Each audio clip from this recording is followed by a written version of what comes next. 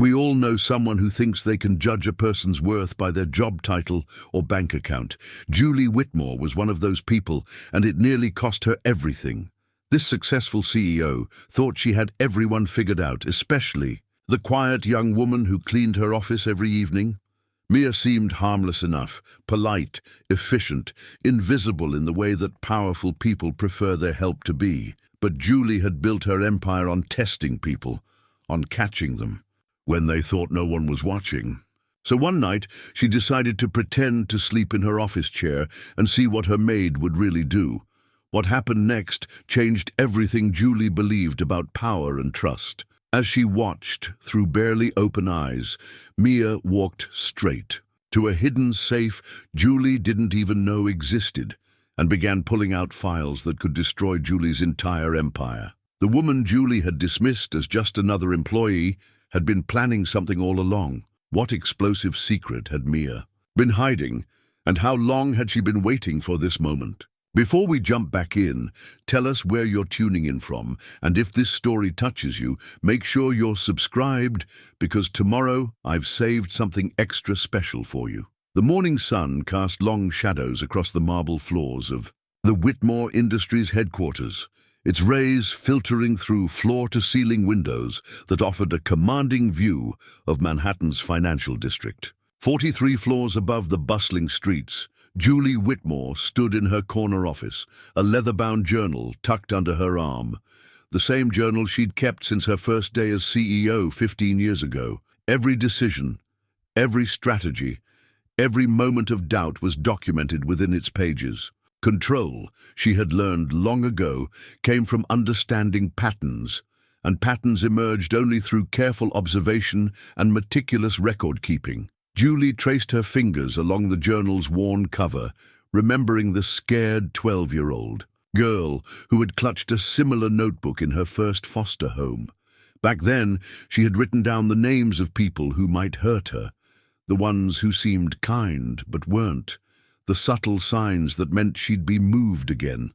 That girl had learned that survival meant watching, learning, and never trusting anyone completely. The woman she'd become had built a billion-dollar empire on those same principles. "Good morning, Ms. Whitmore." Rose Martinez appeared in the doorway, her silver hair perfectly styled despite the early hour. At 62, Rose had been Julie's executive assistant for over a decade, one of the few people who had earned a measure of Julie's trust through years of unwavering loyalty and discretion. She carried a steaming cup of coffee, black, no sugar, the way Julie had drunk it since her college days when she couldn't afford cream. "The quarterly reports are on your desk," Rose continued, settling into the rhythm of their morning routine. "Paul wants to see you about the new security protocols, and Matthew has concerns about the Henderson acquisition." Julie nodded, accepting the coffee and feeling its familiar warmth. These people, Rose, Paul Harrison, her head of security, Matthew, Chen, her CFO, formed the inner circle that kept her empire running smoothly. Each had been carefully selected, thoroughly vetted, and continuously tested over the years. Trust was a luxury she couldn't afford, but competence was a necessity she demanded. Paul appeared in the doorway moments later, his imposing 6-foot frame filling the space. Former military police, he had the bearing of a man who had seen enough of the world to take very little at face value. His grey eyes swept the room with the automatic assessment of someone trained to spot threats, a habit that Julie found both reassuring and familiar. "Morning, Julie. I wanted to discuss the new cleaning service personnel." His voice carried the slight gravel of a man who had spent years shouting orders across military compounds. "The young woman, Mia Henderson, started last week. Her background check came back clean, references verified, but I wanted to flag her because she's been working the executive floors." Julie settled behind her desk, a massive piece of mahogany that had belonged to the building's original owner. She had purchased it at auction along with the entire 43rd floor, understanding that commanding respect sometimes meant surrounding yourself with symbols of permanence and power. Her office was a carefully curated space, expensive but not ostentatious, powerful but not cold. Everything served a purpose, from the strategically placed awards to the family photo that showed her with Susie, her younger sister, though that relationship had grown complicated over the years. "Tell me about her," Julie said, opening her journal to a fresh page. This was her method: document everything, question everyone, and never assume that surface appearances told the complete story. Paul consulted his tablet, though Julie suspected he could recite the information from memory. Mia Henderson, 28, years old, originally from upstate New York. Previous employment with 3 high-end cleaning services in the city all gave excellent references. Quiet, efficient, never misses a shift. She specifically requested evening hours and seems to prefer working alone. Preference for solitude could indicate she values privacy, Julie mused, making notes. Or it could mean she's hiding something. What about her personal background? Lives alone in a modest apartment in Queens, no criminal record, pays her bills on time. On paper, she's exactly what you'd want in someone with access to sensitive areas. Paul paused, and Julie caught the subtle shift in his tone that indicated he had reservations. But she's overqualified, college-educated, could easily find work that pays better and has more regular hours. Makes me wonder why she specifically wants to clean offices at night. Julie appreciated Paul's instincts. In her experience, people who seemed too perfect usually were hiding something significant. She had built her fortune by recognizing that everyone had angles, motivations that weren't immediately apparent.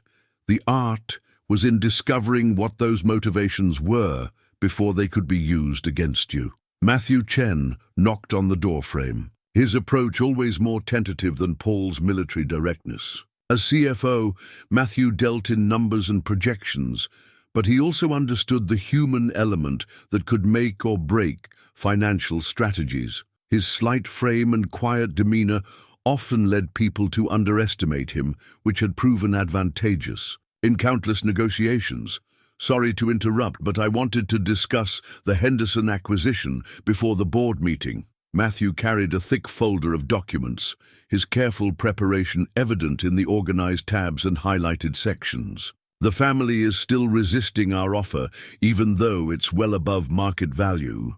Julie's attention sharpened.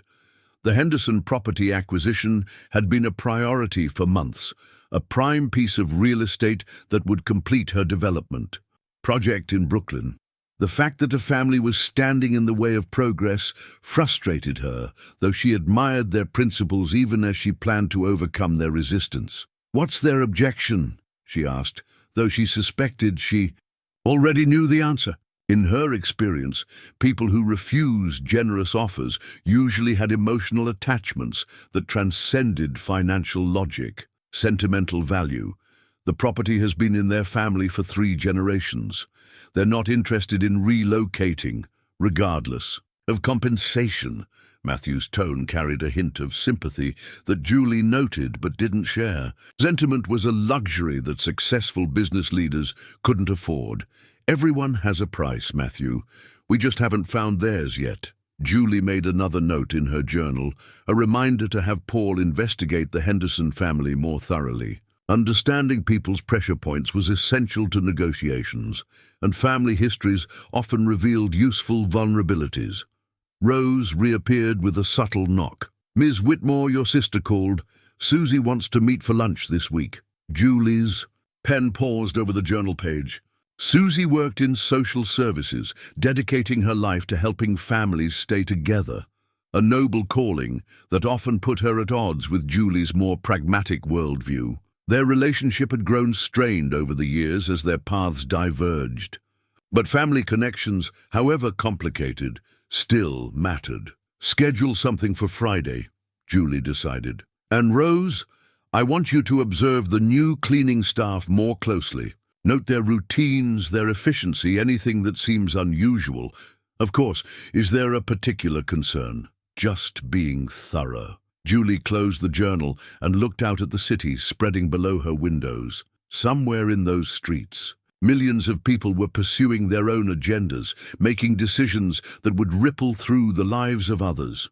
Her job was to stay ahead of those ripples, to anticipate and control as much as possible. That evening, Julie remained in her office long after her staff had departed. This was her favorite time of day, when the building grew quiet and she could think without interruption. The cleaning crew would arrive soon, including the enigmatic Mia Henderson, who had captured Paul's attention. Julie settled into her leather chair, positioned to provide a clear view of her office while appearing to rest. The cleaning process was methodical and efficient. She had observed it many times before, noting how different individuals approached their work. Some rushed through tasks, eager to finish and leave. Others took pride in their thoroughness, treating each surface with careful attention. A few seemed to linger unnecessarily, and those were the ones who bore watching. When Mia entered the office, Julie kept her breathing steady and her eyes nearly closed, maintaining the illusion of sleep while observing carefully. The young woman moved with quiet confidence, her technique professional and unobtrusive. She was pretty in an understated way, with intelligent eyes that seemed to take in more than they revealed. Her movements were economical and purposeful, suggesting someone who understood the value of efficiency. What struck Julie as unusual was Mia's familiarity with the office layout. She navigated around furniture without hesitation, knew exactly where supplies were kept, and seemed comfortable in the space of someone she had supposedly never met. Most new employees showed some uncertainty. Some need to reference instructions or ask questions. Mia displayed none of that tentative behavior. Julie watched as Mia approached the section of wall behind her desk where a painting hung, an original piece she had commissioned to commemorate her first major acquisition. To anyone else, it would appear to be simply an expensive decoration. But Julie now realized that Mia was looking at it with the kind of attention that suggested knowledge of what lay behind it. The hidden safe had been installed during the office renovation 5 years ago, concealed behind the painting and accessible only through a biometric scanner that read Julie's palm print. Even Rose didn't know about its existence.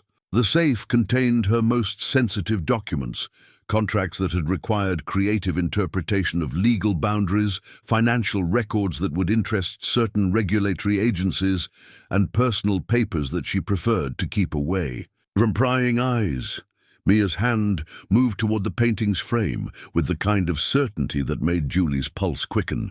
This wasn't curiosity or accidental discovery. This was purposeful action by someone who knew exactly what she was looking for. The painting swung aside on hidden hinges, revealing the safe's steel face and biometric scanner. Julie's breath caught as she realized that someone had been in her private space, had somehow gained access to her most protected secrets. But what happened next made her blood run cold. Mia placed her palm on the scanner, and the safe opened with a soft, electronic beep. Julie forced herself to remain motionless as Mia began removing documents from the safe, photographing each page with a small device before returning them to their original positions. The methodical process suggested extensive planning and indicated that this was not Mia's first visit to the safe. Someone had been systematically documenting Julie's most sensitive information, and she had been completely unaware. As Mia worked, Julie's mind raced through the implications.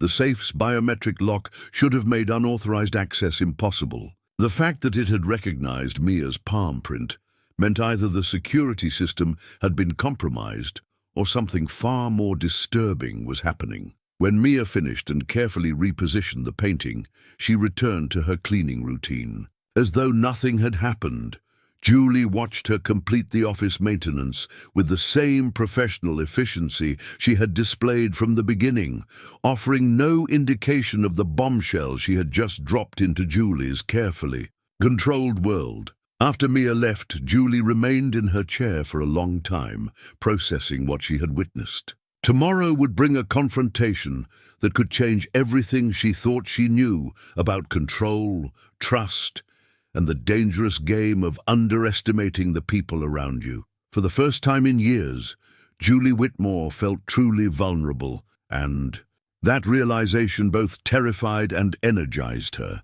The hunter had just discovered she might be the prey. Julie arrived at the office before dawn, her mind churning with questions that had kept her awake most of the night.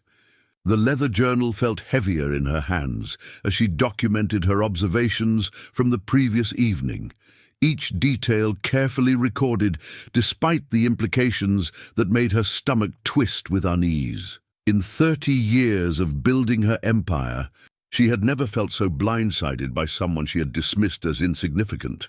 The encrypted USB drive from the safe sat in her desk drawer like a ticking bomb. She had retrieved it immediately after Mia's departure, confirming her worst fears.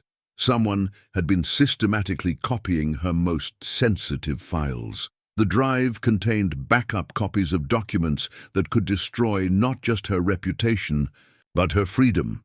Corporate espionage was a federal crime, but the contents of those files would make her the criminal, not the victim. Rose arrived at her usual time, immediately sensing the tension that filled the office like an electrical charge before a storm. "Miss Whitmore, you're here early. Is everything all right?" "I need to see the cleaning staff scheduling for last night," Julie said without preamble. "Specifically, I want to know exactly when Mia Henderson was in my office and whether anyone supervised her work."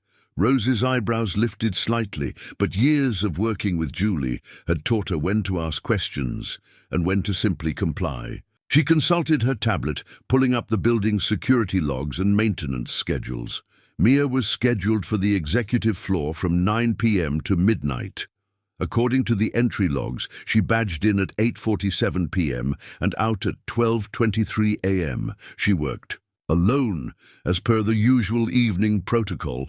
"I want to review the security footage from my office during that time period. Of course, I'll contact Paul to set up the viewing."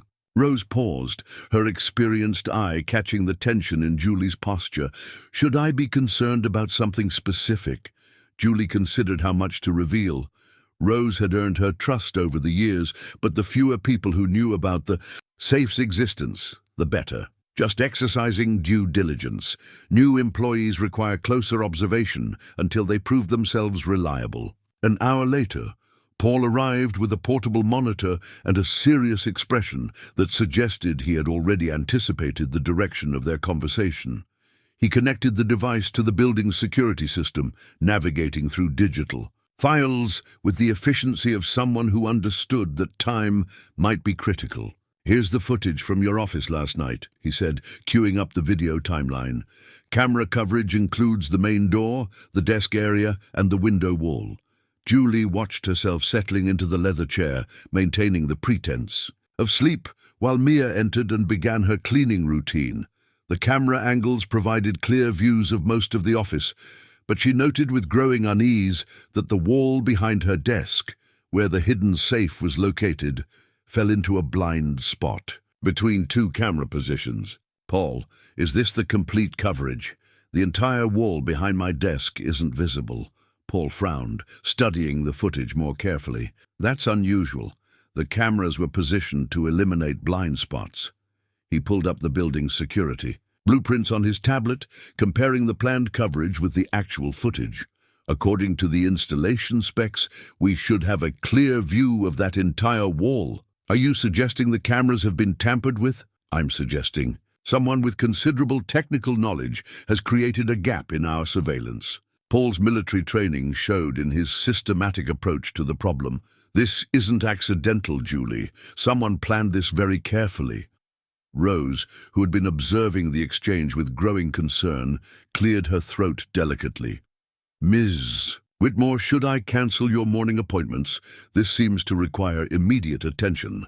"No, maintain the normal schedule. But I want to see Mia Henderson immediately when she arrives for her shift tonight." Julie spent the day attempting to focus on business matters, while her mind continuously circled back to the implications of Mia's actions. During her lunch meeting with the Henderson family's legal representatives, an ironic coincidence that didn't escape her notice, she found herself studying their faces for signs of deception or hidden agendas.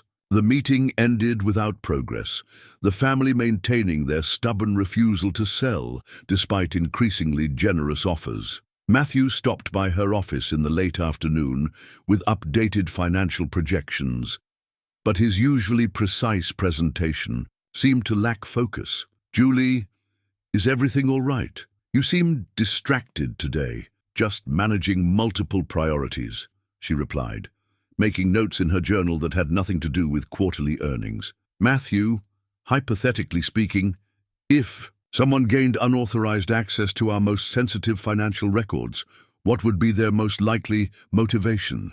Matthew's accountant mind immediately began calculating possibilities.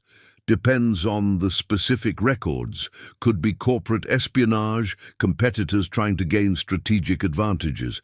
Could be regulatory blackmail, someone threatening to expose questionable practices.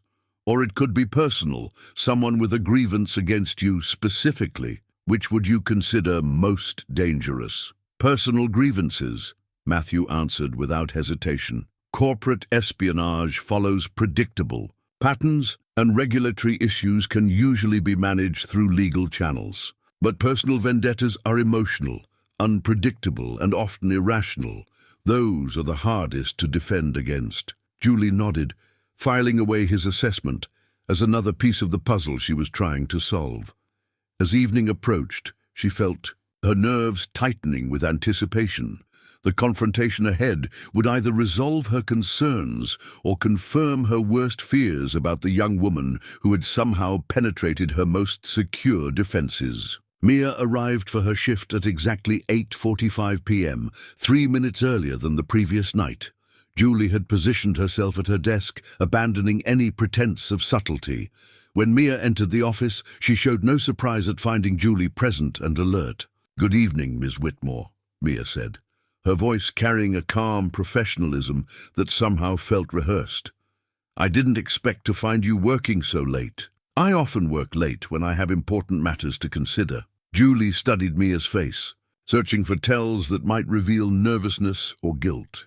"I wanted to personally thank you for your thoroughness. It's clear you take pride in your work. I believe in doing things properly." Mia began setting up her cleaning supplies with the same methodical approach Julie had observed the night before. Attention to detail is important, especially in an environment like this. "Indeed, I've always found that careful observation reveals interesting things about people." Julie leaned back in her chair, adopting a casual posture that concealed her intense focus. "For instance, last night I noticed you seemed very familiar with the office layout for someone who had only been here a week." Mia paused in her work, just for a moment, but long enough for Julie to catch the slight stiffening of her shoulders. "I make it a point to learn my surroundings quickly. Efficiency requires familiarity." "Efficiency," Julie repeated, savoring the word. "Yes, I noticed how efficiently you navigated around the furniture, how well you knew where supplies were kept. Almost as if you had been here before. I studied the floor plans before starting work. Preparation prevents mistakes." Julie stood and walked slowly toward the wall where the hidden safe was concealed, watching Mia's reaction carefully. "Preparation is indeed valuable. I'm curious about your background, Mia. Your resume suggests you're overqualified for cleaning work. Why choose this particular position?" For the first time, Mia looked directly at Julie, and something in her dark eyes suggested depths that went far beyond the surface persona she had been projecting. "Sometimes people choose jobs for reasons that aren't immediately obvious, Ms. Whitmore. Not everyone is motivated purely by career advancement or financial gain." "What motivates you?" "Justice," Mia replied quietly, and the single word hung in the air between them like a challenge. Julie felt her pulse quicken as the conversation took on undertones that confirmed her suspicions. This wasn't a random employee or even a typical corporate spy. This was someone with a personal agenda, someone who believed Julie had wronged them in some way. "Justice is an interesting concept," Julie said carefully. "It means different things to different people. What does it mean to you?" Mia resumed her cleaning, but her movements had lost some of their earlier precision. "It means that actions have consequences, Ms. Whitmore. It means that people who abuse their power eventually face accountability for the damage they cause. The conversation had moved far beyond employer-employee pleasantries. Julie realized she was engaged in a careful dance with someone who knew more about her than she had initially suspected. The question was how much Mia knew and what she intended to do with that knowledge. Are you suggesting I've abused my power? I'm suggesting that building empires sometimes requires stepping on people who can't defend themselves, Mia replied, her voice steady but carrying an edge that hadn't been there before. The question is whether you even remember the people you've hurt along the way. Julie felt the ground shifting beneath her feet as she realized this confrontation was bigger than corporate espionage or security breaches. This was personal, intimate, and potentially devastating. Mia wasn't just an employee with access to sensitive information. She was someone seeking revenge for something Julie had done, something significant enough to justify months or years of careful planning. I think we should continue this conversation tomorrow, Julie said, her voice maintaining its professional calm despite the adrenaline coursing through her system. Perhaps in a more formal setting. Mia nodded, gathering her supplies with the same efficiency she had shown throughout. I look forward to it, Ms. Whitmore. I think it's time we were completely honest with each other. After Mia left, Julie sat, alone in her office, staring at the wall that concealed her secrets and wondering what other secrets were about to be revealed. The hunt had begun in earnest, but she was no longer certain who was the hunter and who was the prey.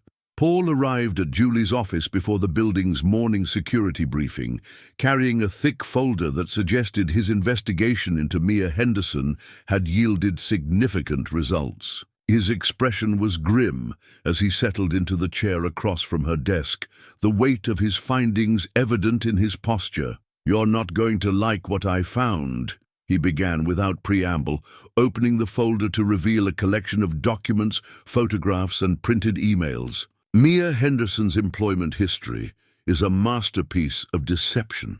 Julie poured herself coffee from the pot Rose had prepared, needing the caffeine to sharpen her focus for what promised to be a disturbing briefing. "Show me everything." Paul spread the forged employment records across her desk like pieces of a puzzle that had taken considerable effort to solve. Her 3 previous employers all gave glowing references when we called. The problem is, those references came from phone numbers that route to a sophisticated call center service. The people we spoke with had been provided with detailed scripts about Mia's supposed work history. "Professional identity creation," Julie murmured, studying the fake documents with grudging admiration for their quality. "This level of deception requires significant resources and planning." It gets worse. The addresses for her previous employers are real cleaning services, but none of them have any record of employing someone named Mia Henderson. When I pressed for details, I discovered that someone had been making regular payments to ensure their cooperation in verifying her false employment history. Julie felt her stomach tighten as the implications became clear. Someone has been planning this infiltration for months, possibly longer. "The question is why they chose my company specifically," Paul nodded, pulling out a series of surveillance photographs. "I spent yesterday retracing Mia's movements outside of work. She doesn't live in Queens like her address suggests. That apartment is rented under her name, but the neighbors say they've never seen her. The utility bills are paid automatically, and the mailbox is emptied by a service. A safe house," Julie realized, "somewhere to establish a paper trail without actually residing there. Where does she really live? That's where things get interesting." I tracked her to a small apartment in Brooklyn, in a neighborhood that's been undergoing gentrification.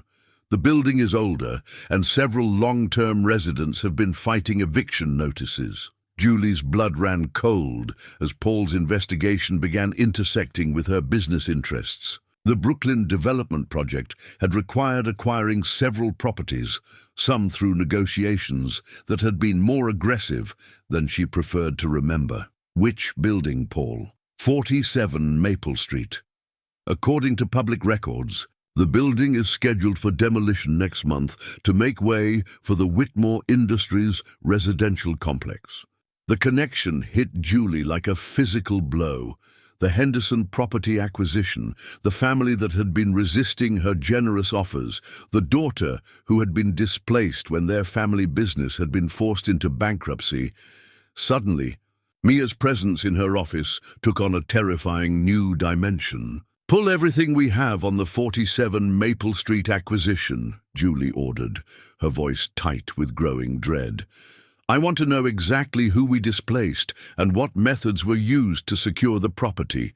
Paul's military bearing couldn't hide his concern as he watched Julie's face pale with recognition. "Julie, what aren't you telling me about this acquisition?" Before she could answer, Rose appeared in the doorway with an expression that suggested she had been monitoring their conversation from her desk. "Ms. Whitmore, your sister is on line 3. She says it's urgent and concerns the Henderson family."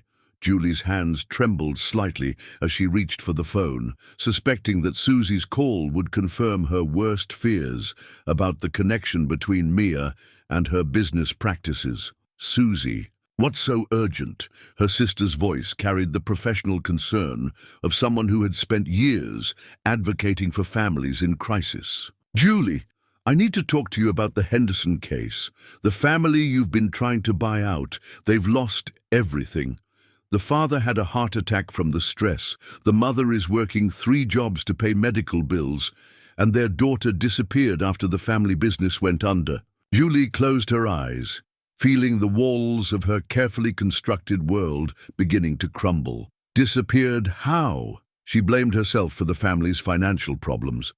Apparently, she had been working at their small restaurant and made some accounting errors that left them vulnerable when your company started applying pressure. She left home 6 months ago, and they haven't heard from her since. "Susie, what's the daughter's name?" There was a pause that felt like an eternity. "Mia Henderson." Julie set down the phone with shaking hands, the final piece of the puzzle falling into place with devastating clarity. The young woman cleaning her office wasn't just seeking justice in the abstract. She was seeking revenge for the destruction of her family, a destruction that Julie's aggressive business tactics had directly caused. Paul had been listening to the conversation, and his expression reflected the gravity of their situation. "Julie, we need to consider the possibility that Mia has been planning something more than just gathering information. If she holds you responsible for her family's situation, there's no telling how far she might go. She has access to everything," Julie whispered, the full scope of her vulnerability becoming clear. "Financial records, legal documents, business strategies. She could destroy me professionally and personally." Rose stepped into the office, closing the door behind her with the careful deliberation of someone who understood the need for privacy. "Ms. Whitmore, I've been your assistant for 10 years. I've seen you handle corporate raiders, regulatory investigations, and hostile takeovers. But this feels different. This feels personal." Julie looked at the 2 people who had become her closest confidants, realizing that her obsession with control had blinded her to the possibility that someone might be controlling her. "How long do you think she's been planning this?" Paul consulted his notes, his investigative training helping him reconstruct a timeline that painted an increasingly disturbing picture. Based on the sophistication of her false identity and the timing of her employment application, I'd estimate at least 8 months of preparation. She researched your company, your routines, your security protocols. She created a believable background and waited for the perfect opportunity to get close to you. 8 months, Julie repeated, thinking about all the sensitive business she had conducted during that time, all the decisions that might have been influenced by information Mia had gathered. What else do we know about her current activities? She's been photographing documents, but she's also been doing something else. Paul pulled out the final set of photographs from his folder.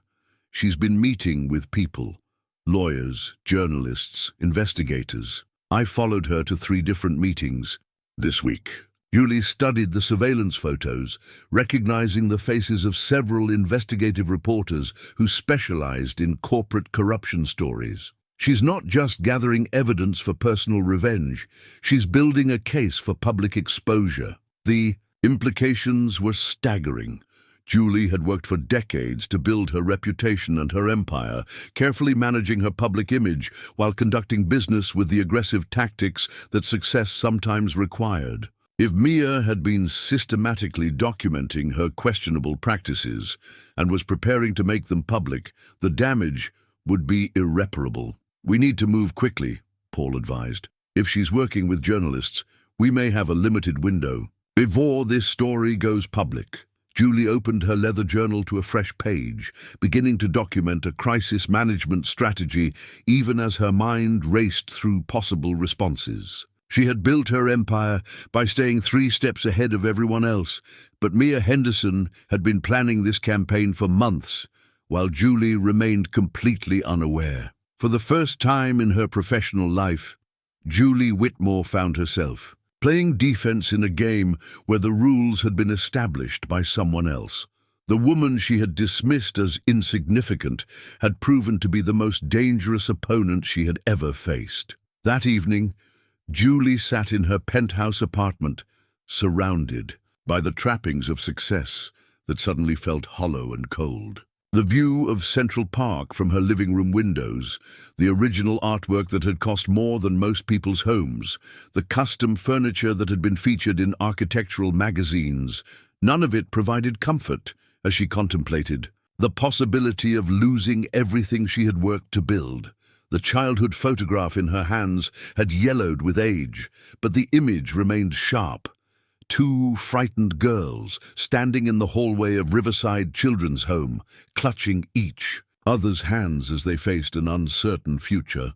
Julie, 12 years old and already hardened by loss, stood protectively in front of 8-year-old Susie, her jaw set with the determination that would later drive her business success. Their parents had died in a car accident that shattered their world in a single moment, leaving them to navigate the foster care system with only each other for support. Julie remembered the promise she had made that day, that she would never let anyone hurt Susie, that she would build a life where they would never be vulnerable again. The irony wasn't lost on her that in pursuing that promise, she had become someone who made other families vulnerable. The phone rang, interrupting her painful reflections. Susie's name appeared on the caller ID, and Julie answered with a heavy heart, knowing this conversation would be difficult. "Julie, I've been thinking about our conversation this morning," Susie began, her voice carrying the compassionate concern that had led her to a career in social work. "The Henderson family situation is more complicated than I initially explained." "How so?" "I've been working with them for months, trying to help them navigate the legal challenges your company's acquisition created. The father, David Henderson, isn't just sick from stress, he's dying. The medical bills from his heart condition have bankrupted them completely." Julie closed her eyes, feeling the weight of unintended consequences crushing down on her. "Susie, I didn't know. I know you didn't intend for someone to get sick, but your company's tactics created the pressure that broke his health.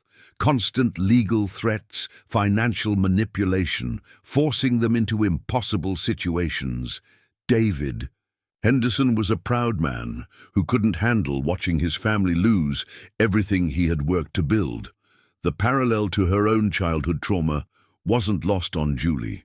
She had created for the Henderson family the same kind of devastating loss that had shaped her own life, the same powerlessness that had driven her to seek control at any cost. What about Mia's mother? Elena Henderson is working herself to death, trying to pay medical bills and keep the family afloat. She's taken 3 jobs, and she barely sleeps. She blames herself for not being strong enough to fight your legal team, and she blames herself for Mia's disappearance. Julie felt something breaking inside her chest as she realized the full scope of the damage her business decisions had caused. Does she know where Mia is? No, and that's what's killing her.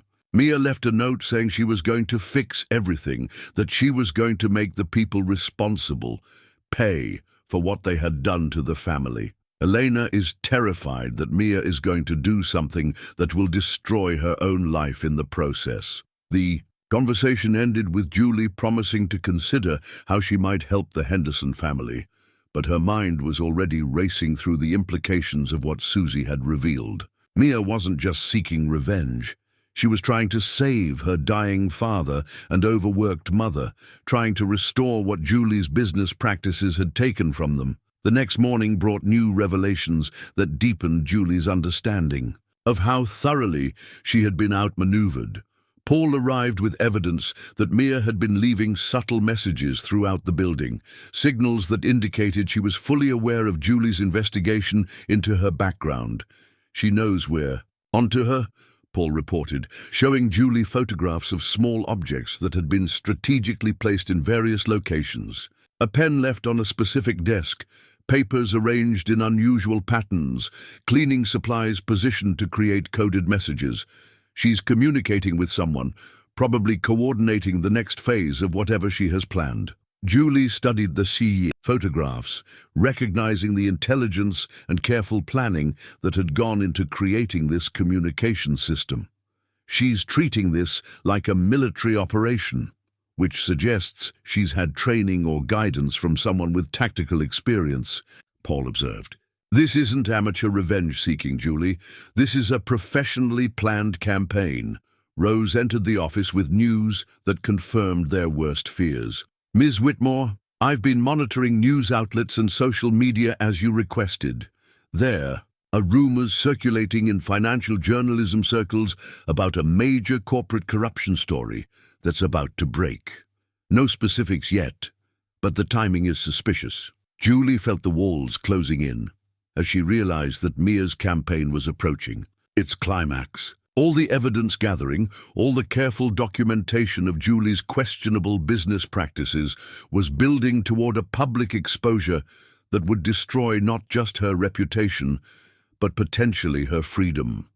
"Paul, I want you to arrange a meeting with Mia tonight. No more games, no more pretense. I need to understand exactly what she wants and whether there's any possibility of resolving this situation without mutual destruction." Paul's military instincts kicked in as he considered the tactical implications of a direct confrontation. "That could be dangerous, Julie. If she's as prepared as she seems, she might have contingency plans for exactly this scenario. I can't keep reacting to her moves. I need to regain some control over this situation." Julie made notes in her journal, planning an approach that might salvage something from the wreckage of her carefully ordered world. "Set up the meeting. For tonight, after regular hours, I want privacy for this conversation." That afternoon, Julie found herself doing something she hadn't done in years, questioning the methods that had brought her success. As she reviewed the Henderson acquisition files, she saw her business practices through different eyes, recognizing the human cost of strategies that had seemed perfectly reasonable when viewed solely through the lens of corporate efficiency. The acquisition had followed her standard playbook: identify undervalued properties, apply financial and legal pressure to force quick sales, minimize costs while maximizing strategic advantage. The Henderson family restaurant had been a small obstacle to her larger development plans, and she had treated it accordingly. But seeing the documentation now, she realized how ruthless her approach had been. The restaurant had been in the Henderson family for 3 generations, a gathering place for the local community that represented more than just a business. It was their identity, their legacy, their connection to their cultural heritage. Julie's legal team had attacked every aspect of their operation, finding minor code violations to exploit, challenging their permits, and making their daily operations increasingly difficult and expensive. When David Henderson had tried to negotiate, Julie's representatives had responded with escalating pressure rather than reasonable compromise. They had frozen his business accounts over disputed tax assessments, forced him into expensive legal battles he couldn't afford, and systematically destroyed the customer base that had sustained his family for decades. Matthew knocked on her door, his usual financial reports replaced by a more personal concern. "Julie, I wanted to discuss the Henderson situation.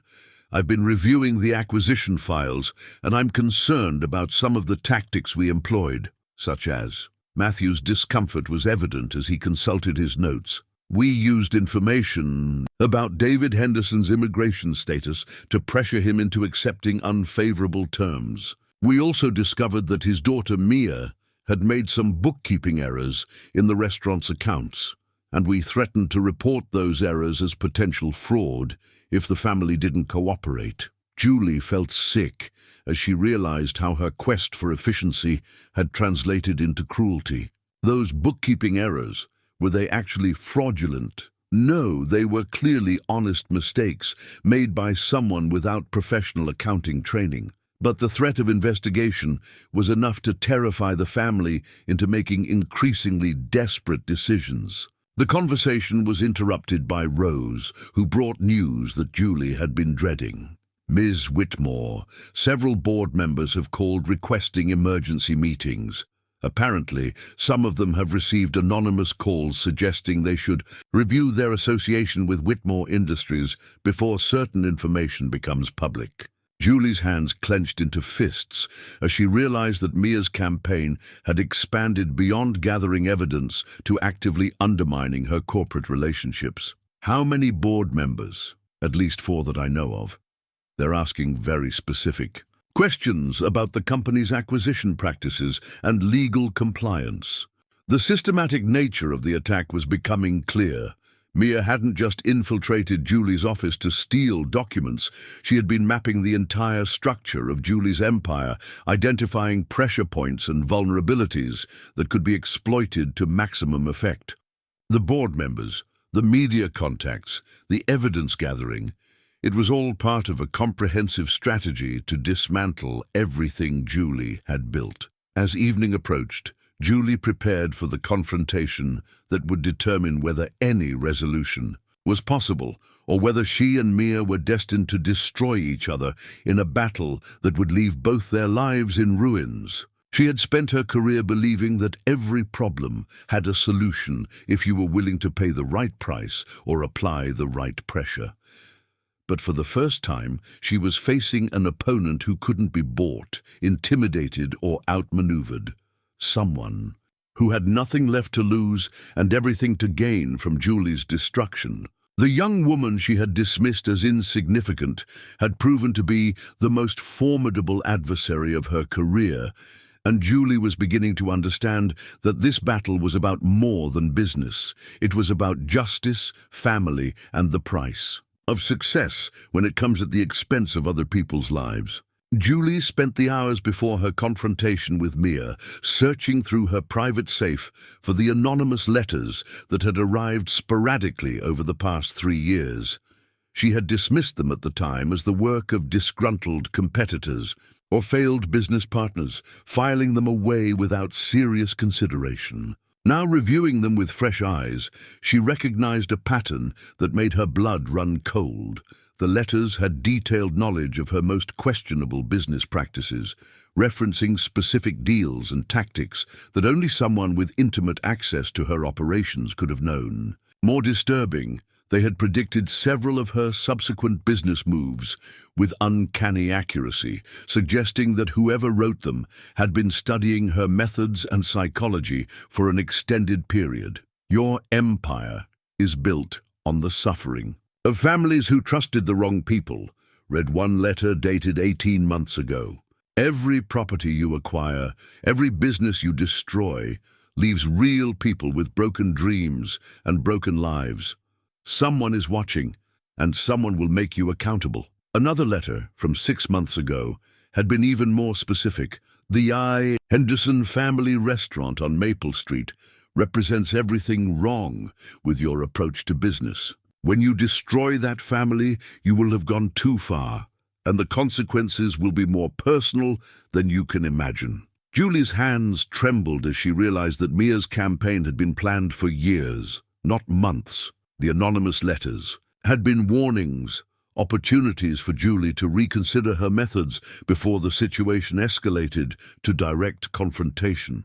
By ignoring those warnings and proceeding with the Henderson acquisition, she had sealed her own fate. Paul arrived as she was finishing her review of the letters, his expression grim as he prepared to facilitate what might be the most important meeting of Julie's career. Mia agreed to meet, but she insisted on choosing the location. She wants to meet at the Henderson family restaurant. The irony was painful, but appropriate. The empty restaurant that had once been the heart of a thriving family business would serve as the setting for Julie to confront the consequences of her actions. Has the building been secured for demolition? Demolition was scheduled to begin next week, but the permits have been delayed by some kind of legal challenge. The building is technically still accessible, though the utilities have been shut off. Julie gathered the anonymous letters and her journal, preparing for a conversation that would either end in mutual understanding or mutual destruction. As they drove through the Brooklyn neighborhood toward the restaurant, she observed the signs of gentrification that her development projects had accelerated, older residents being displaced, local businesses closing, the character of the community changing to accommodate wealthier newcomers. The Henderson family restaurant sat dark and empty on a corner that had once bustled with activity. Through the windows, Julie could see the remnants of a business that had served 3 generations of families. Empty tables where celebrations had been held, a counter where regulars had gathered for coffee and conversation, walls decorated with photographs of community events and family milestones. Mia was waiting inside, having somehow gained access despite the building's supposed security. She had lit several candles to provide illumination, creating an almost ceremonial atmosphere for their confrontation.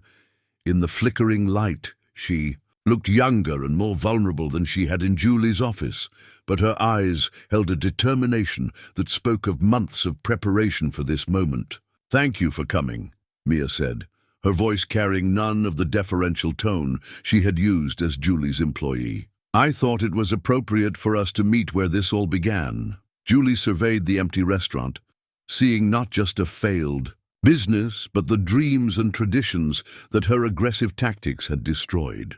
"This is where your family worked?"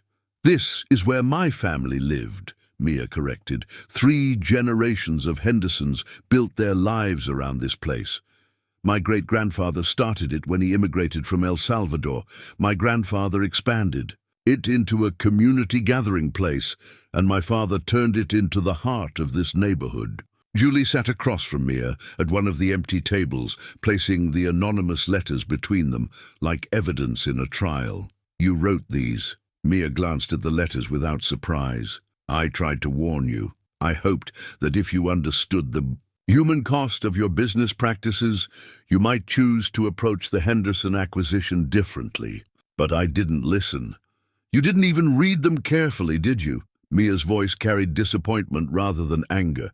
"You filed them away as nuisances, the same way you filed away the Henderson family as obstacles to be overcome." Julie opened her journal, referring to notes she had made during her preparation for this meeting. "I've reviewed the entire Henderson acquisition. I understand now that my legal team used tactics that went beyond aggressive negotiation into outright harassment. Your legal team followed your instructions to acquire the property by any means necessary," Mia replied.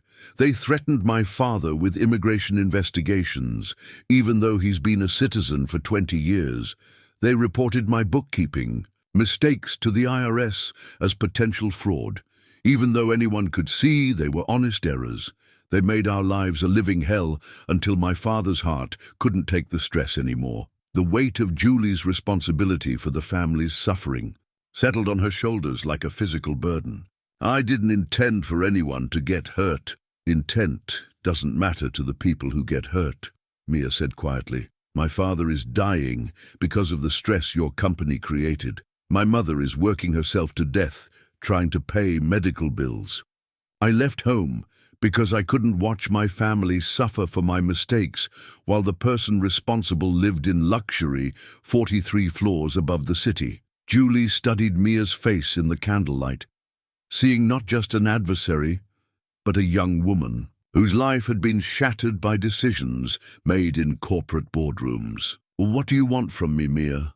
What would constitute justice in your mind?" "I want you to understand what it feels like to lose everything," Mia replied. "I want you to experience the helplessness my family felt when powerful people decided our lives didn't matter. I want you to face consequences for the damage you've caused. And if I offered to help your family now, medical bills, financial compensation, whatever they need." Mia's laugh was bitter. "Money can't give my father his health back or my mother her peace of mind. Money can't undo the months of terror and humiliation your company put us through. Money is what you use to solve problems because you can't imagine any other form of value." Julie realized that the conversation had moved beyond negotiation into territory where her usual tools of influence and control were meaningless. Mia wasn't seeking a financial settlement or business arrangement. She was seeking acknowledgement of the human cost of Julie's success and some form of accountability that went deeper than monetary compensation. "The evidence you've gathered about my business practices, what do you plan to do with it?" "I've been working with investigative journalists who specialize in corporate accountability. They're preparing a comprehensive exposé of Whitmore Industries' acquisition practices with the Henderson family story as the centerpiece." Mia's voice remained calm, but Julie could hear the satisfaction of someone who had successfully executed a long-term plan. "The story will be published next week, along with documentation of every questionable tactic your company has used over the past 5 years. Julie felt her empire crumbling around her as she realized the scope of Mia's campaign. "You're going to destroy me professionally. I'm going to hold you accountable publicly for what you've done privately," Mia corrected. "The difference is that you'll have opportunities I never had. Lawyers, resources, options for rebuilding. My family didn't have those advantages when you decided to destroy their lives." The candlelit restaurant fell silent as both women contemplated the implications of their confrontation. Julie had built her career on the belief that business was a game with clear rules and predictable outcomes. But Mia had introduced elements of personal responsibility and moral accountability that changed the entire nature of the competition. The legal documents Mia spread across the restaurant table told a story that Julie had forgotten in her pursuit of business efficiency. Custody papers, court records, and family service reports painted a picture of systematic destruction that went far beyond the Henderson family's immediate suffering. "These are the custody documents for the Martinez children," Mia explained, her voice steady despite the emotional weight of the papers she was revealing. "When your company acquired their apartment building and raised the rent by 300%, Maria Martinez couldn't afford to keep her family together. She had to choose between homelessness and giving up custody of her youngest daughter." Julie studied the documents with growing horror, recognizing the address of a property acquisition from 2 years ago. She remembered the building as a strategic purchase that had enhanced the value of her surrounding developments, but she had never considered the human cost of her decision to convert affordable housing into luxury condominiums. The building was purchased legally, with proper notice given to all tenants, 30 days' notice to find affordable housing in a market where you had been systematically eliminating affordable options. Mia interrupted. Maria Martinez was a single mother working 2 jobs. Where exactly was she supposed to find an apartment she could afford with 30 days' notice? The custody papers showed that Maria had been forced to surrender her 6-year-old daughter to temporary state care, while she searched for housing she could afford. The child had spent 4 months in foster care before Maria found a place they could live together, and the psychological evaluation reports documented the trauma both mother and daughter had experienced during their separation. "This is one family. Julie, your acquisition practices have displaced dozens of families over the past 5 years." Mia produced more documents, each representing another life that had been disrupted by Julie's business decisions. The Nguyen family lost their small grocery store when you bought their building and tripled their commercial rent. Mr. Peterson, a 70-year-old man, became homeless when your company evicted him from the apartment he'd lived in for 20 years. Julie felt overwhelmed by the cumulative weight of unintended consequences. Each acquisition had made business sense in isolation, but seeing the pattern of displacement and family destruction laid out systematically was devastating. I never tracked the outcomes for individual tenants after acquisitions, because you never had to. You could make decisions that destroyed people's lives and then move on to the next deal without ever seeing the damage you left behind. Mia's voice carried a quiet intensity that was more powerful than anger. But the people you displaced don't get to move on. They have to live with the consequences of your choices every day. Julie opened her journal to a fresh page, beginning to document the families whose lives had intersected with her business decisions. For the first time in her career, she was measuring success not just in financial terms, but in human terms, and the results were damning. How did you gather all this information? I spent months tracking down families who had been affected by Whitmore Industries acquisitions. I interviewed them, documented their stories, and connected them with legal aid organizations and advocacy groups. Mia organized the papers with careful precision, treating each document as evidence in a larger case she was building. What I discovered was a pattern of corporate behavior that prioritizes profit over people, efficiency over empathy. Julie's phone buzzed with a message from Paul, warning her that several major clients had received anonymous packages containing preliminary information about the upcoming exposé. The systematic destruction of her professional relationships was accelerating, and she realized that Mia's campaign had been designed to isolate her from her support network before delivering the final blow. "My business relationships are being systematically destroyed," Julie observed, showing Mia the message from Paul. "The same way you systematically destroyed the Henderson family's community relationships," Mia replied without sympathy. "When you forced them out of business, you didn't just take away their income. You took away their place in the community, their identity, their connections to friends and neighbors who had been part of their lives for decades." Rose's voice cut through the tense atmosphere as Julie's phone rang. "Ms. Whitmore, I'm sorry to interrupt, but Matthew needs to speak with you urgently about the board meeting tomorrow." Julie answered the call, putting Matthew on speaker so that Mia could hear the conversation. His voice carried the strain of someone who had been working frantically to manage a crisis that was spiraling beyond control. "Julie, 3 more board members have called emergency meetings. They're demanding explanations for the anonymous information they've received about company practices. The legal department is recommending that we prepare for potential regulatory investigations and civil lawsuits." "How bad is it, Matthew?"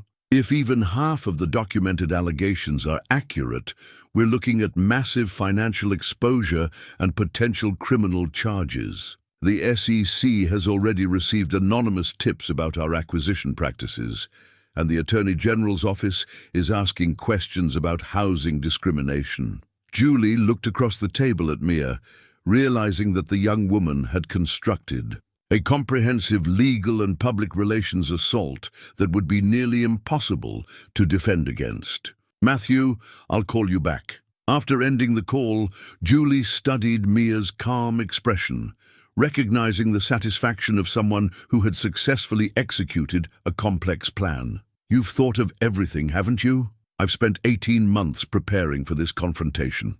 I researched your business practices, your legal vulnerabilities, your professional relationships, and your personal psychology." Mia's voice carried the confidence of someone who held all the cards in a game she had designed. "I know exactly how you react to pressure, how you try to control situations, and what kinds of offers you make when you're desperate. And what kind of offer am I going to make? You're going to offer me money, lots of it, in exchange for keeping this information private. You're going to promise to change your business practices and help the families you've hurt.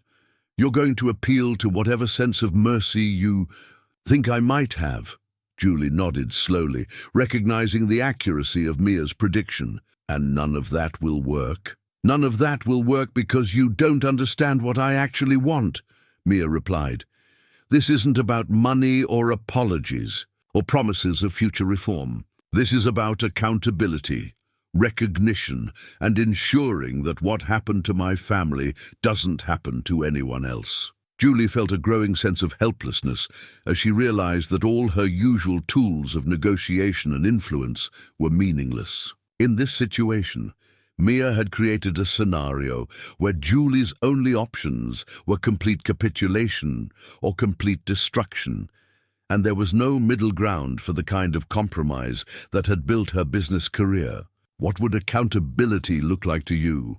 Public acknowledgement of the damage your business practices have caused, meaningful restitution for the families you've hurt, and structural changes to ensure that Whitmore Industries can never again and prioritize profit over people's lives. Misha leaned forward, her eyes reflecting the candlelight. "But most importantly, I want you to understand what it feels like to lose control of your own life, to have decisions made about your future by people who see you as an obstacle rather than a human being." Julie realized that Mia's campaign was designed not just to destroy her professionally, but to educate her emotionally about the experience of powerlessness that the Henderson family had endured. The role reversal was complete. Julie, who had spent her career controlling other people's destinies, was now subject to decisions being made by someone else about her future. The DNA test results lay between them on the restaurant table like a bomb that had just exploded, shattering everything Julie thought she knew about her confrontation with Mia. The official laboratory letterhead, the detailed genetic analysis, the unmistakable conclusion, all of it pointed to a truth so devastating that Julie's mind refused to process it fully. "This can't be right," Julie whispered, her hands shaking as she read the report for the third time. "There has to be some mistake." Mia watched Julie's reaction with eyes that held years of pain and carefully controlled rage. "There's no mistake. You're my biological mother, Julie. The woman who gave birth to me 28 years ago and then abandoned me to pursue your corporate ambitions." Julie's world tilted on its axis as memories she had buried for decades came flooding back. The secret pregnancy during her first year as a junior executive, the terror of losing everything she had worked to build, the private adoption arranged through lawyers who promised complete anonymity. She had convinced herself that giving up the baby was the responsible choice, that a child would be better off with a stable family than with a young woman desperate to escape poverty. "I was 24 years old," Julie said, her voice barely audible. "I had just gotten my first real job, and I was supporting Susie through college. A baby would have destroyed everything I was trying to build, so you destroyed me instead." Mia's voice carried a lifetime of abandonment and rejection. "You signed papers that erased me from your life, and you never looked back to see what happened to the daughter you threw away." Julie felt physically sick as the full scope of the situation became clear. The Henderson family had adopted her biological daughter, raised her as their own, loved her unconditionally, and then Julie had systematically destroyed their lives without ever knowing she was attacking her own child's family. "The Hendersons adopted you. David and Elena Henderson gave me everything you never would have. A stable home, unconditional love, a sense of belonging to something bigger than myself." Mia's voice broke slightly as she spoke about her adoptive parents. "They never hid the fact that I was adopted, but they made sure I knew I was chosen, wanted, cherished. They became my real parents in every way that mattered." Julie struggled to reconcile this new information with everything she thought she understood about the situation. "You've been planning this confrontation knowing we were related?" "I've been planning this confrontation because we're related." Mia pulled out a worn envelope that contained her original adoption certificate and hospital records. "I started researching my biological parents when Dad got sick. I wanted to know about family medical history, genetic predispositions, anything that might help his doctors understand his condition. Julie stared at the adoption papers, seeing her own signature from 28 years ago next to a false name she had used to protect her privacy.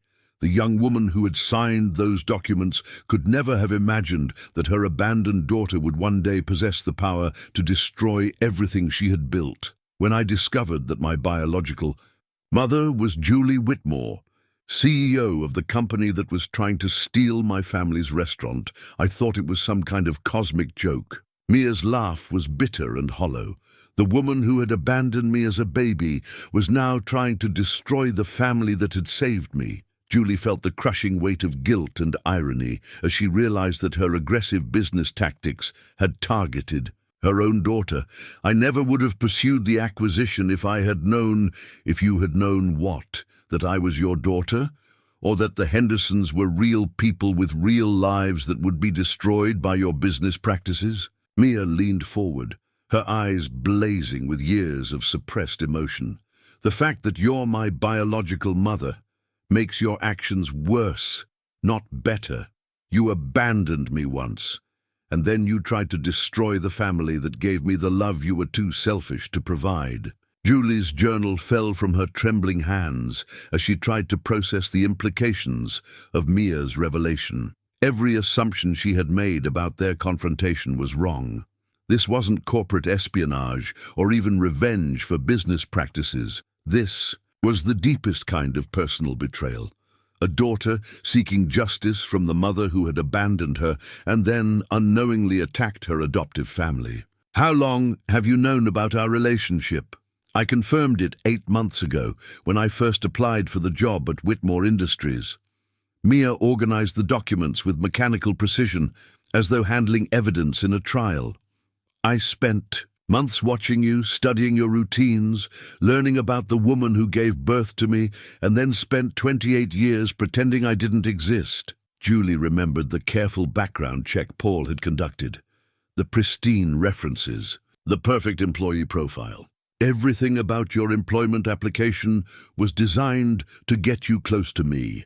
I needed access to your private files to understand the full scope of your business practices. I needed to see who you really were beneath the public persona of successful female executive.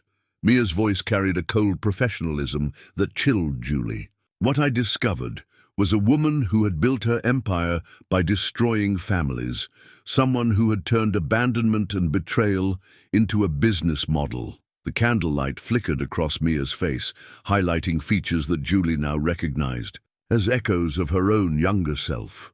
The determined set of the jaw, the intense focus of the eyes, the way she organized information with obsessive precision.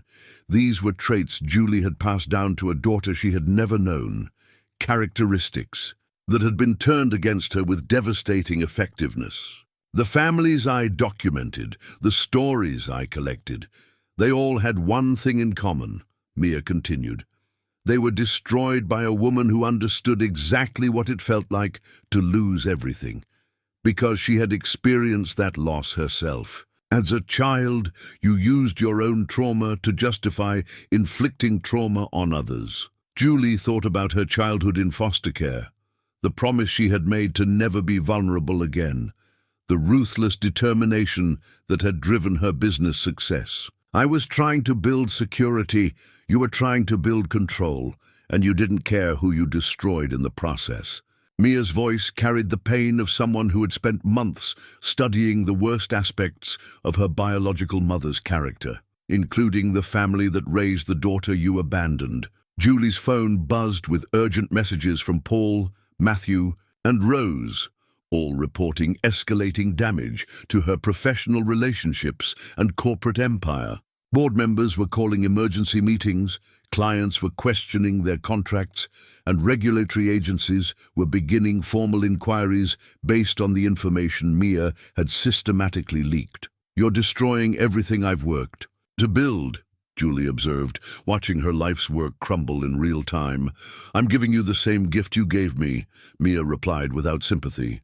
The opportunity to start over with nothing, to rebuild your life from scratch, to learn what it means to be powerless and at the mercy of other people's decisions. Julie felt a strange mixture of pride and terror as she recognized her own strategic thinking in Mia's comprehensive assault on her empire.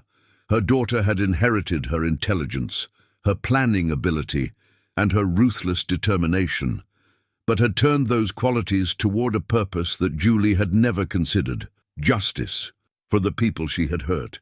What happens now? Now you learn what accountability looks like. Mia stood up, gathering the documents that represented months of careful preparation. The exposé will be published tomorrow morning. Your board will demand your resignation by the end of the week. The federal investigations will take months, possibly years to complete. And through it all, you'll experience what it feels like to have your fate decided by people who see you as an obstacle rather than a person. Julie remained seated at the empty restaurant table as Mia prepared to leave, understanding that this confrontation had fundamentally changed both their lives. The daughter she had abandoned had become the agent of her destruction, but also perhaps the only person who could understand the trauma that had driven her questionable choices. "Mia," Julie called out as her daughter reached the door, "I want you to know that giving you up was the hardest decision I ever made. I thought I was doing what was best for both of us." Mia paused, without turning around. "The road to hell is paved with good intentions, Julie. Unfortunately, that doesn't help the people who get hurt along the way." As the restaurant door closed, behind Mia, Julie sat alone in the candlelight, surrounded by the wreckage of the life she had built and the family she had unknowingly destroyed. For the first time in her adult life, she was completely powerless, at the mercy of decisions made by someone else, facing an uncertain future with no guarantees and no control. The hunter had become the hunted. The abandoned mother had been confronted by the abandoned daughter, and the cycle of trauma that had begun decades ago was finally coming full circle. The media expose draft that arrived at Julie's office the next morning was a masterpiece of investigative journalism, comprehensive and devastating in its scope. 23 pages of meticulously documented corporate malfeasance, with the Henderson family story serving as the emotional centerpiece that would capture public attention and sympathy. Julie read through the article with growing dread, recognizing that Mia had provided the journalists with enough evidence to destroy not just her reputation, but potentially her freedom. "Corporate Titan's empire built on family destruction," read the headline, followed by a subtitle that made Julie's stomach clench. "Whitmore Industries' aggressive acquisition tactics leave trail of broken homes and separated families." The article opened with David Henderson's current condition: dying in a hospital bed, bankrupted by medical bills, separated from the restaurant that had been his family's legacy for 3 generations. Paul sat across from her desk, his military bearing, unable to hide his concern as they reviewed the implications of the upcoming publication. "Julie, this is worse than we anticipated.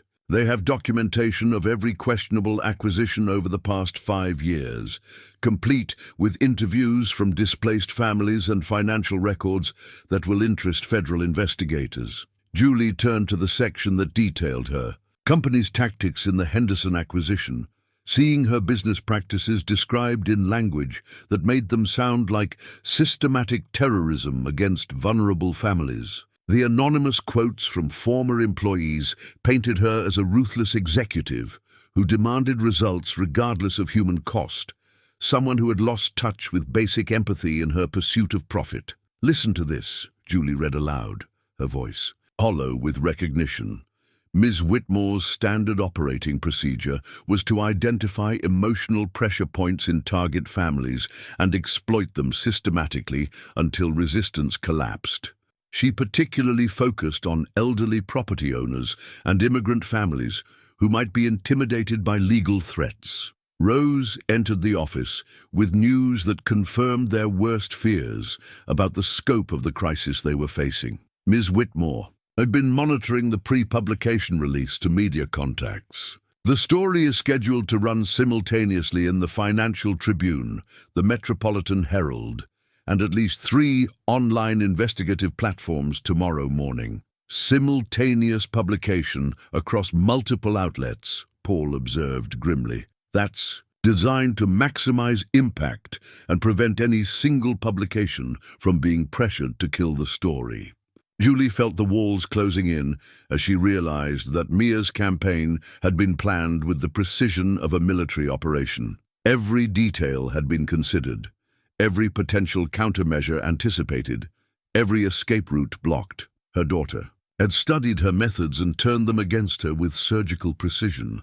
Matthew knocked on the doorframe, his usual composed demeanor replaced by barely controlled panic. Julie, we need to discuss emergency protocols.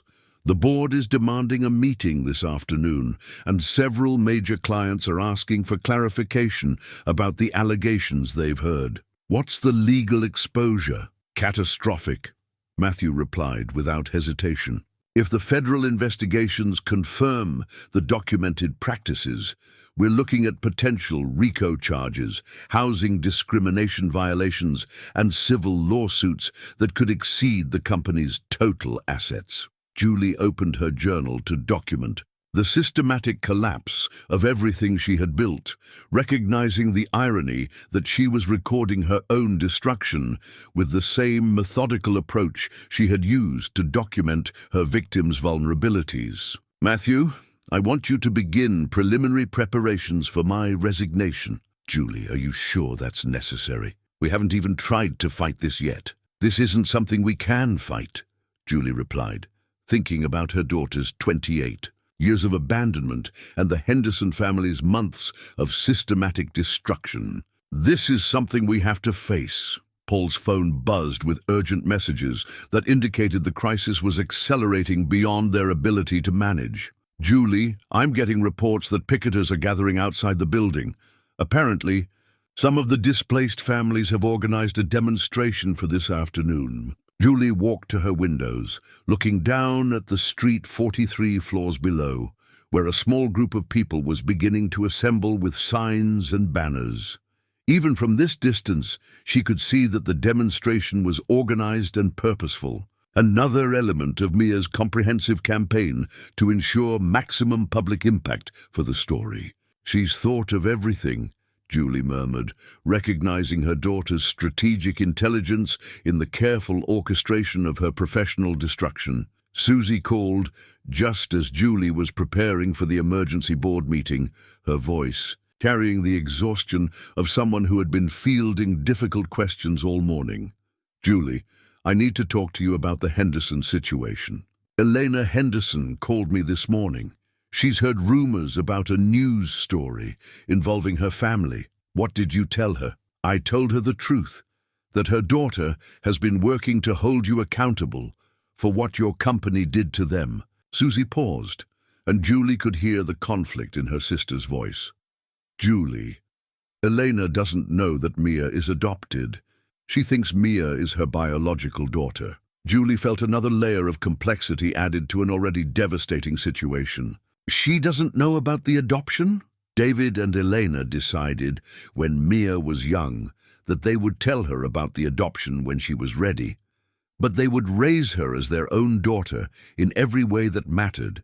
As far as Elena knows, Mia is fighting for her biological family's justice. Julie realized that her daughter was protecting her adoptive parents from the additional trauma of learning about her biological connection to their tormentor. Even in her campaign for revenge, Mia was showing more consideration for the Henderson family's emotional well-being than Julie had ever demonstrated. Susie, there's something about this situation that you need to know. Julie took a deep breath, preparing to reveal the truth that would shock her sister as much as it had devastated her. Mia Henderson is my biological daughter, the baby I gave up for adoption 28 years ago. The silence on the phone stretched for long moments before Susie responded with the shock and dismay Julie had expected. Oh my God, Julie, you've been fighting with your own daughter? I've been facing the consequences of abandoning my own daughter.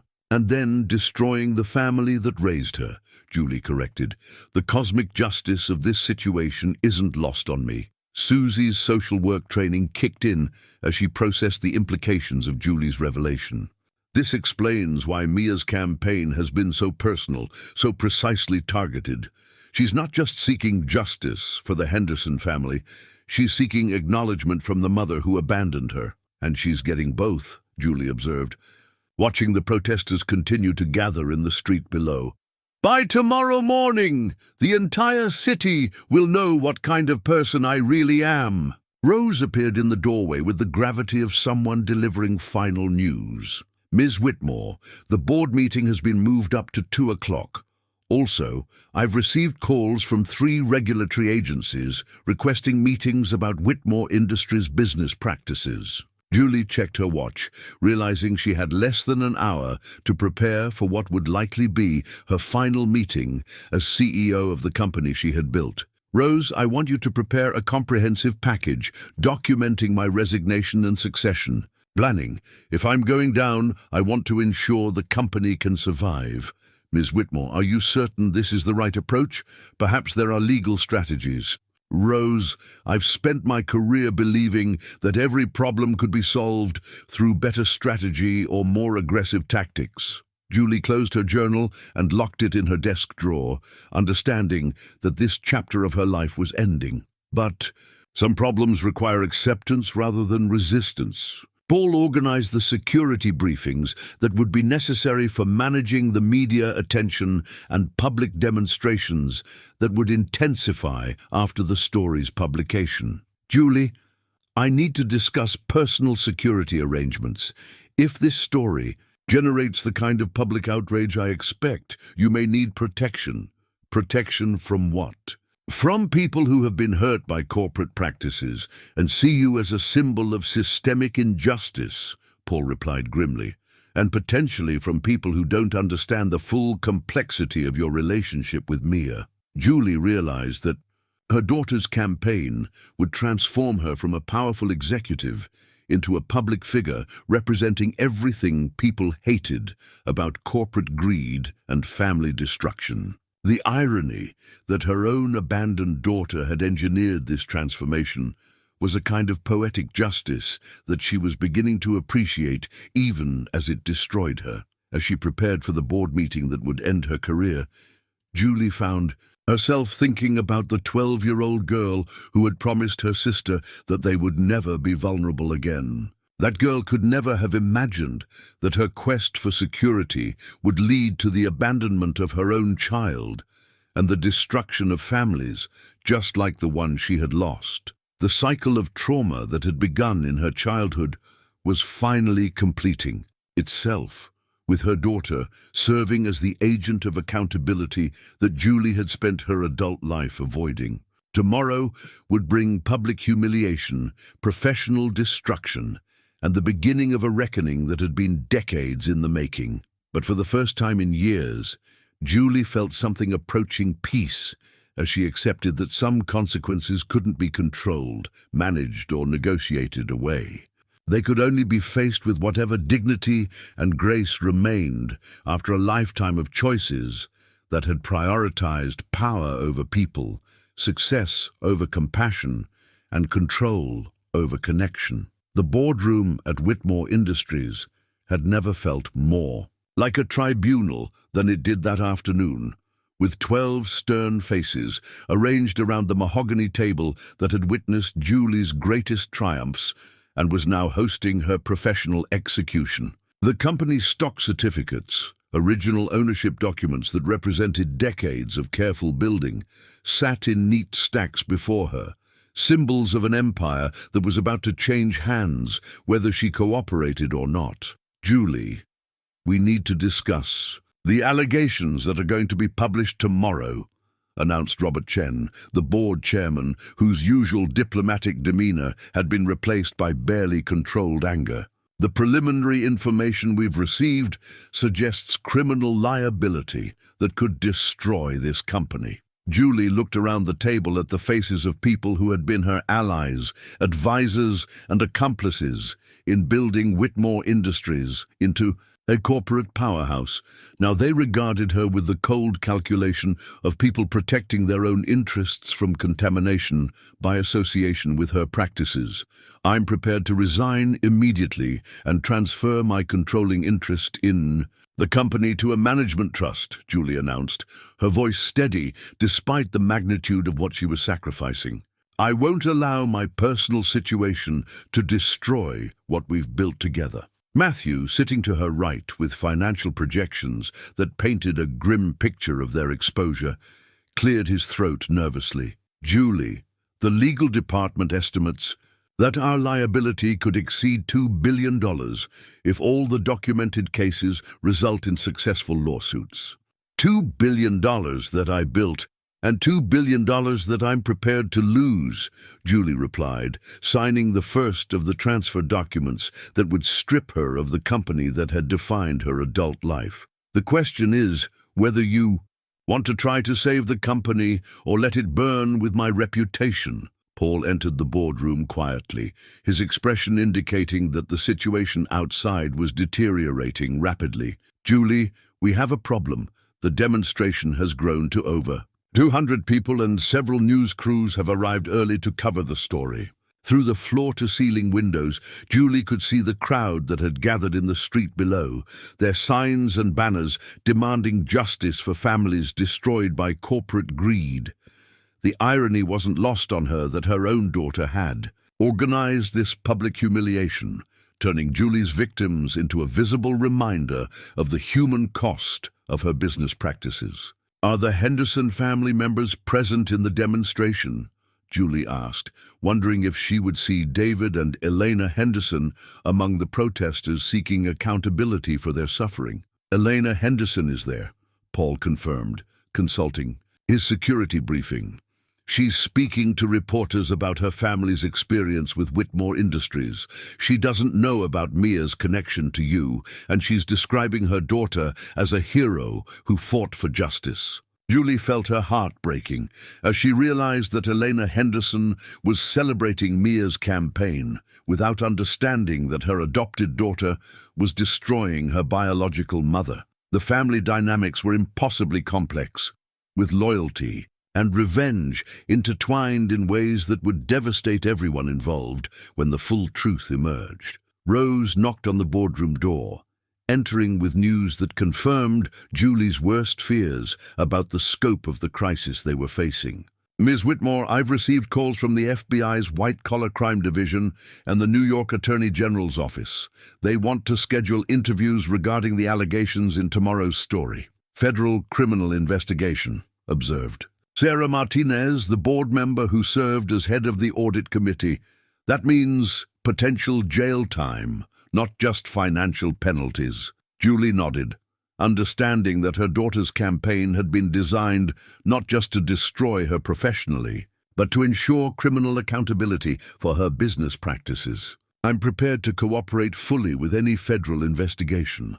I won't fight charges that are supported by evidence. The board members exchanged glances that suggested they were reassessing their relationship with someone who might become a federal defendant. Julie recognized the calculation in their expressions, the same cold pragmatism she had used when distancing herself from business partners who became liabilities. Julie, we need to understand your strategy for managing this crisis. Robert, Chen said carefully. Are you planning to fight these allegations or accept responsibility for the documented practices? I'm planning to take responsibility for every decision I made and every consequence that resulted from those decisions, Julie replied, her voice carrying a conviction that surprised even her. I built this company using methods that hurt people, and I'm prepared to face whatever accountability that requires. Paul's security briefing continued with updates that painted an increasingly dire picture of Julie's situation. The media attention is intensifying rapidly. By tomorrow morning, this will be a national story about corporate accountability and family destruction. Julie stood up, walking to the windows that had provided her with a commanding view of the city she had helped shape through decades of aggressive development.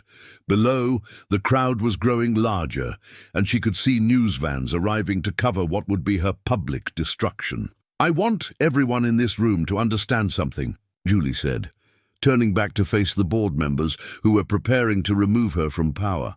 "The allegations in tomorrow's story are true. The business practices documented by the investigation represent my actual methods for acquiring properties and eliminating resistance." The admission hung in the air like a confession that confirmed their worst fears about the company they had helped build and the woman they had trusted to lead it.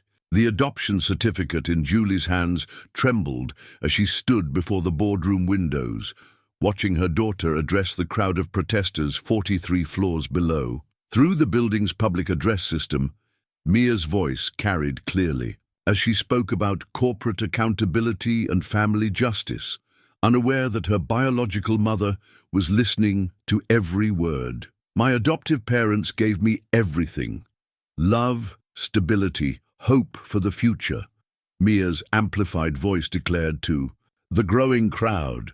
Julie Whitmore's company tried to take all of that away, not because they needed our property, but because they could. Because powerful people make decisions that destroy families, and they never have to see the consequences. Julie pressed her forehead against the cool glass, feeling the weight of 28 years of separation colliding with the reality of her daughter's pain. The adoption papers in her hand represented both the severance and the unbreakable connection between them. A legal document that had given Mia the family Julie couldn't provide, and now served as evidence of the betrayal that had brought them to this moment. "Julie," Robert Chen's voice cut through her thoughts, "we need to complete the transition documents. The board has voted unanimously to accept your resignation and implement emergency leadership succession." Julie turned from the window, facing the people who had been her allies and were now her judges. "I understand. But before I sign anything else, I need to tell you something about the person who organized this campaign against me." She held up the adoption certificate, its official seal catching the late afternoon light that streamed through the boardroom windows. "Mia Henderson, the woman speaking to that crowd right now, is my biological daughter. I gave her up for adoption 28 years ago, and the Henderson family raised her as their own." The silence in the boardroom was deafening as the board members processed the implications of Julie's revelation. The corporate scandal they had been managing suddenly became a family tragedy of Shakespearean proportions, with mother and daughter locked in a battle that would destroy both their lives. "Your own daughter has been systematically destroying your empire," Sarah Martinez whispered, her voice reflecting the shock that was written across every face in the room. "My own daughter has been holding me accountable for abandoning her and then destroying the family that saved her," Julie corrected, understanding now that Mia's campaign had never been about corporate justice in the abstract. It had always been personal, intimate, and devastatingly effective. Paul's security update interrupted the stunned silence as he reported escalating tensions in the street below. "Julie, Mia is calling for you to come down and face the families you've hurt. The crowd is demanding that you appear publicly and acknowledge what your company has done." Julie looked at the transfer documents that would strip her of everything she had built, then at the adoption certificate that represented the daughter she had abandoned. The choice before her was clear. She could hide behind lawyers and corporate protections, or she could face the consequences of her decisions with whatever dignity remained. "I'm going down there," Julie announced, her voice carrying a determination that surprised everyone in the room.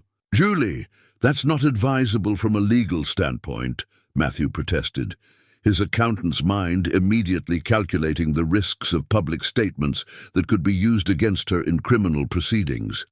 "Anything you say could be used as evidence. Everything I've done has already been documented as evidence," Julie replied, walking toward the boardroom door. "The question isn't whether I'm guilty. The question is whether I'm going to take responsibility." Rose met her at the elevator with a final briefing that painted the scope of the media attention Julie would face. Ms. Whitmore, there are now 6 news crews and over 300 protesters. This will be broadcast live across the city. Julie nodded, understanding that her public appearance would mark the complete destruction of her carefully constructed image as a successful businesswoman. By tomorrow, she would be known as the corporate villain who destroyed families and abandoned her own daughter, a narrative that was true enough to stick regardless of any legal defense she might mount. As the elevator descended 43 floors, toward the street level, Julie reflected on the cycle of abandonment and betrayal that had defined both her life and her daughter's. She had abandoned Mia to protect her business ambitions, and Mia had spent months preparing to abandon Julie's empire to protect her adoptive family. The elevator doors opened to reveal a crowd of faces representing every family she had displaced, every life she had disrupted, every dream she had crushed in pursuit of her corporate goals. At the center of the crowd stood Mia, her eyes reflecting 28 years of abandonment and months of careful planning for this moment of accountability. "Hello, Mia," Julie said quietly, her voice carrying across the sudden silence that fell over the crowd. "I think it's time we talked about what I owe you and what I owe all of these families." The confrontation between mother and daughter played out in front of cameras and crowds, witnessed by the very people whose lives had been destroyed by Julie's business practices, and whose stories Mia had spent months documenting for this moment of public reckoning. 2 years later, the new foundation charter sat on the desk of a modest office in Brooklyn, its legal language transforming Julie's former corporate assets into a force for family reunification and housing justice. The irony wasn't lost on anyone, that the empire built on family destruction had become an organization dedicated to keeping families together, a transformation that had emerged from the ashes of the most public corporate downfall in recent memory. "The Martinez family has been successfully reunited," Rose reported, her silver hair now framing a face that showed more peace than it had during her years managing corporate crises. "Maria and her daughter Carmen are living in stable housing, and Maria has enrolled in the job training program we sponsor." Julie reviewed the case file with the same methodical attention she had once applied to property acquisitions, but now her focus was on healing rather than exploiting vulnerabilities. The foundation had helped 37 families in its first 18 months, providing legal aid, housing assistance, and counseling services to people whose lives had been disrupted by corporate displacement practices. "What about the Nguyen family's grocery store? We've helped them reopen in a new location with a 10-year lease guarantee and startup capital," Rose continued, consulting her notes with the same efficiency she had shown as an executive assistant. "They're also serving as a community resource center for other displaced small business owners." The foundation's work had attracted Paul's continued involvement, though his role had shifted from corporate security to community outreach coordination. His military training translated surprisingly well to organizing support services for vulnerable families, and he had discovered a sense of purpose that corporate protection work had never provided. "Paul's meeting with the City Housing Authority has been productive," Rose added. "They're interested in partnering with us on a program to prevent displacement before it happens, rather than trying to fix the damage afterward." Julie nodded, making notes in a new journal, one dedicated to documenting healing rather than strategy, growth measured in families stabilized rather than properties acquired. The transformation hadn't been easy, and the legal consequences of her corporate practices had required 2 years of criminal proceedings that had ended with probation and massive financial penalties. But the public accountability had been strangely liberating, freeing her from the constant pressure of maintaining an image that had never reflected her true character. Susie knocked on the office door, her arrival announced by the sound of children's laughter from the Foundation's Family Services Center next door. Her work with the foundation had allowed her to expand her social services practice while maintaining the family focus that had always driven her career.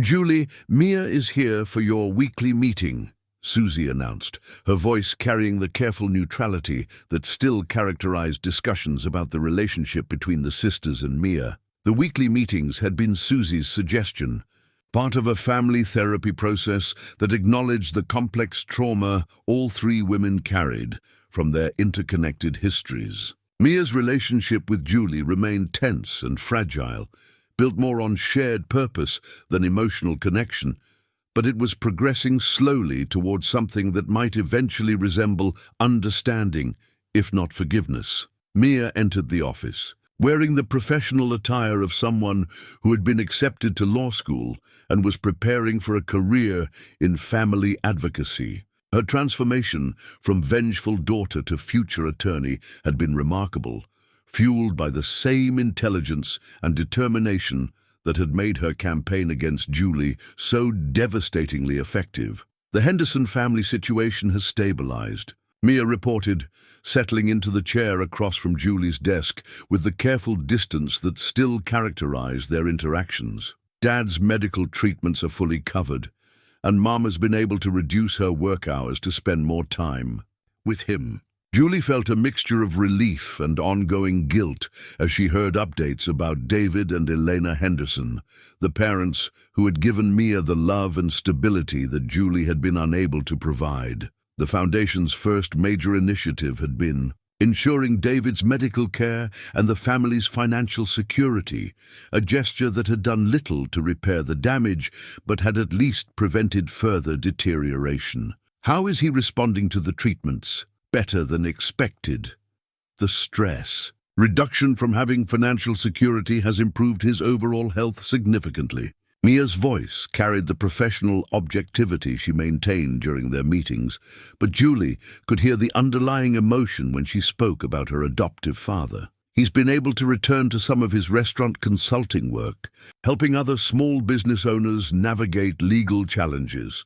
The conversation moved through the Foundation's current cases, each representing a family whose story echoed the displacement and trauma that had brought Julie and Mia to their complicated relationship.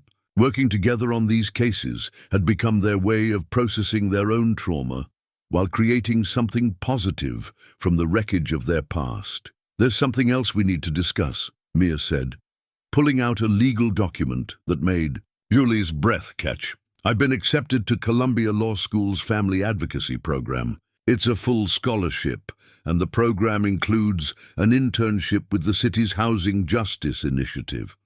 Julie felt a surge of pride that surprised her with its intensity. Despite everything that had happened between them, seeing her daughter pursue a career dedicated to protecting families felt like a form of redemption that she hadn't dared to hope for. "That's remarkable, Mia. You'll be an excellent advocate." "I want to specialize in cases involving corporate displacement and family separation," Mia continued, her voice carrying the determination that Julie recognized as an inheritance from her own character. "I want to prevent what happened to my family from happening to others." As their meeting concluded, Julie walked Mia to the door of the Foundation office, passing photographs of families who had been helped by their work together. The images represented a different kind of legacy than the corporate empire Julie had once built. One measured in children who stayed with their parents, elderly people who kept their homes, and communities that remained intact despite development pressures. "Julie," Mia said as she prepared to leave, using her biological mother's first name with the careful formality that still defined their relationship. "I want you to know that what we're doing here matters. It doesn't erase the past, but it creates something better for the future." Julie nodded, understanding that this acknowledgement was as close to forgiveness as they might ever achieve. The Foundation work had given them a way to channel their shared intensity and intelligence toward healing rather than destruction, creating a partnership built on purpose rather than the family connection that neither of them knew how to navigate. As Evening fell over Brooklyn. Julie remained in her office, reviewing case files and planning programs that would help other families avoid the trauma that had shaped both her life and Mia's. The cycle of abandonment and revenge had been broken, replaced by a different cycle, one of accountability, service, and the slow, careful work of repairing damage that had once seemed irreversible. The woman who had once measured success in properties acquired and competitors defeated now measured it in families preserved and communities strengthened. It wasn't the legacy she had planned, but it was the legacy she had earned through the painful process of facing the consequences of her choices and finding a way to transform destruction into healing.